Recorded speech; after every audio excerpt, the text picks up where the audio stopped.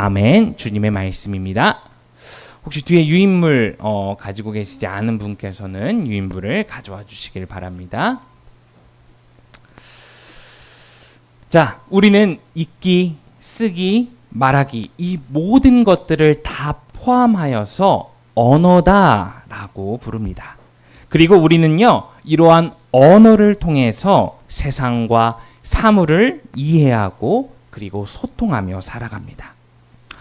우리의 언어를 거치지 않고서는요, 나의 경험이나 감정 그리고 느낌 그 어떤 것도 상대방에게 온전히 전달할 수 없습니다. 이렇게 언어는요, 우리의 삶의 모든 것들을 담아낼 수 없는 아주 유한한 것입니다. 이러한 언어의 한계는요, 우리에게 익숙한 가곡으로 잘 알려져 있는 김동명 시인의 내 마음은에 나타난 짧은 19절만 봐도 알 수 있습니다. 여러분 다들 아실 텐데요. 제가 낭낭한 목소리로 한번 읽어드리도록 하겠습니다. 내 마음은 호수요 그대 저오 나는 그대의 흰 그림자를 안고 옷같이 그대의 배전에 부서지리라. 그리운 이 님에 대한 이 마음을 완벽하게 표현할 언어는요, 이 세상에 존재하지 않습니다. 그리하여 호수라는 이 단어로 아주 비유적인 한계를 정하여서 내 마음을 잠시 잠깐 표현한 것입니다. 이처럼 우리가 사용하는 이 언어라는 것은요, 우리 인간의 모든 생각과 감정을 단지 일시적이고 한정적이고 제한적으로 표현할 뿐 온전히 담아낼 수 없는 아주 유한한 도구입니다. 우리는요, 이렇게 우리의 부족한 언어를 가지고 심지어 하나님을 나타내고 하나님에 대한 경험을 표현해냅니다. 시와 찬양, 고백문, 설교, 기도 등등 다양한 언어학적 방법을 통해 하나님을 표현하고 우리는 하나님을 나타냅니다. 하지만요, 이와 같은 우리의 언어로서 하나님을 온전히 표현한다는 것은 가히 불가능합니다. 다만 우리는 우리의 제한적인 언어로 우리가 경험한 하나님을 아주 한정적으로 나타낼 뿐입니다. 누가복음 3장 22절 말씀입니다. 우리 자료에 있는 두 번째 부분을 보시고 함께 봉독하도록 하겠습니다. 성령이 비둘기 같은 형체로 그의 위에 강림하시더니 하늘로부터 소리가 나기를 너는 내 사랑하는 아들이라 내가 너를 기뻐하노라 하시니라. 아멘. 자, 성령 하나님의 강림을 인간의 어떠한 언어로 과연 완벽하게 표현해낼 수 있겠습니까? 그 놀라움과 그 신비를요, 누가복음의 기자는 단지 비둘기와 같은 형체다라고 한계를 지어서 표현할 수밖에 없었습니다. 심지어 성경에 나타난 단어조차 하나님을 온전히 표현할 수 없는 것입니다. 그러나요, 인간의 언어가 가진 한계를 인정하지 않고 오히려 하나님을 표현하고자 하는 그러한 욕구가 아주 욕망이 되어서 언어로 하나님을 온전히 표현할 수 있다라고 생각한 사람들이 있었습니다. 바로 오늘 본문 말씀의 바리새인들입니다. 그들은 인간의 언어로 구성된 율법의 규정 자체를 너무나도 확신했습니다. 이 율법의 글자, 이 율법의 언어 안에는 하나님과 연결되는 그 모든 것들이 다 담겨 있을 거야 라고 생각하며 우리의 유한한 언어를 통해 하나님과 그리고 구원에 관한 모든 것들을 다 표현할 수 있다라고 생각했습니다. 자, 그렇다면요, 예수님께서는 이를 어떻게 생각하셨을까요?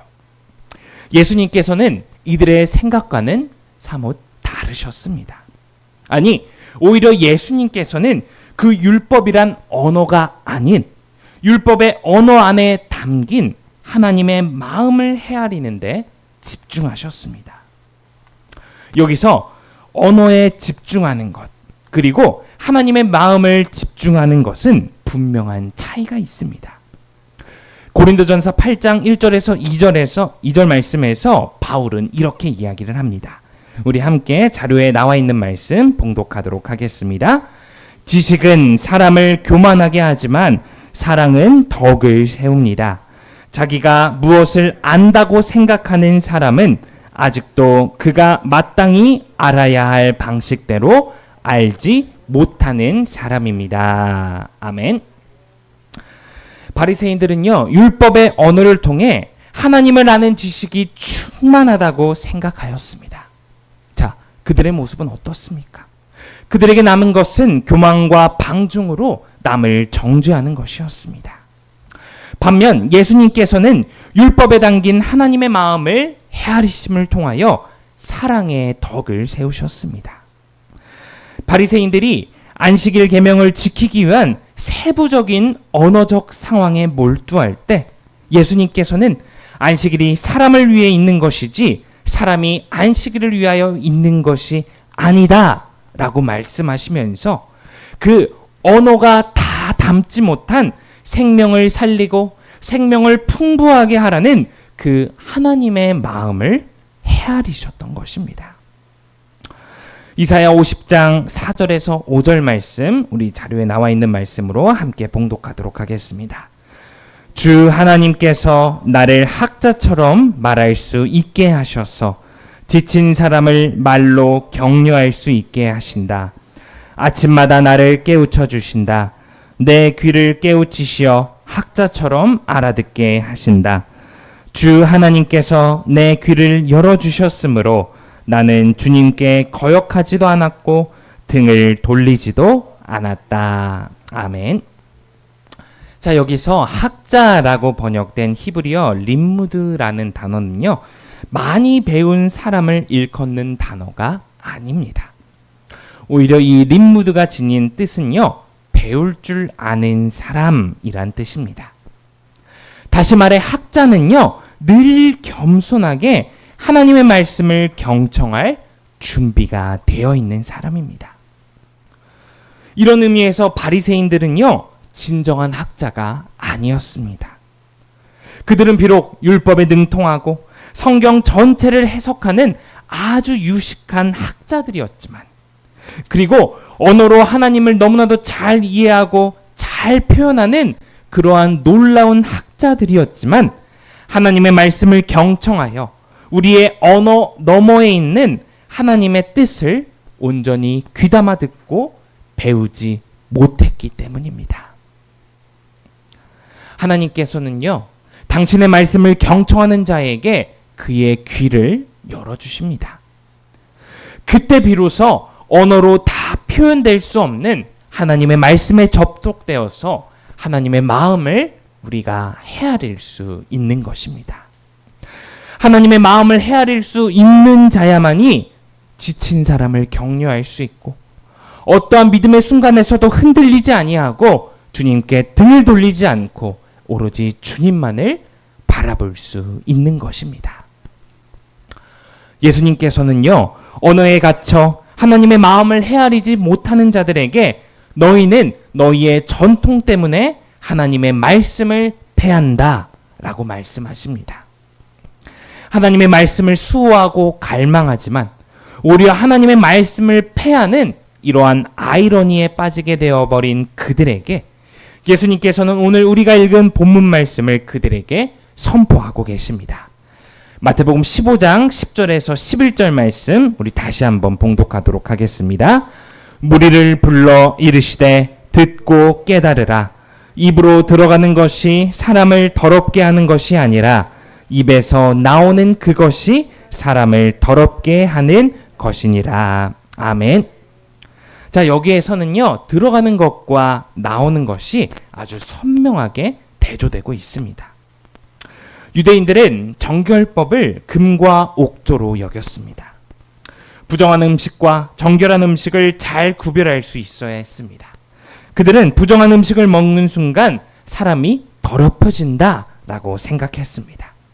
손을 씻지 않고 음식을 먹는 것도 마찬가지였습니다. 이렇게 인간의 언어로 표현된 것들만을 잘 지켜나간다면 하나님과 맞닿을 수 있다라고 생각했던 것이죠.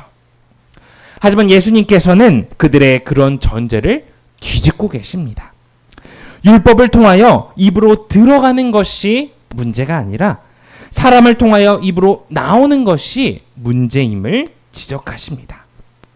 아무리 정결한 음식을 먹으면서 마음에서 악한 생각을 낸다면 정결한 음식과 부정한 음식을 가르는 게 무슨 소용이 있겠습니까?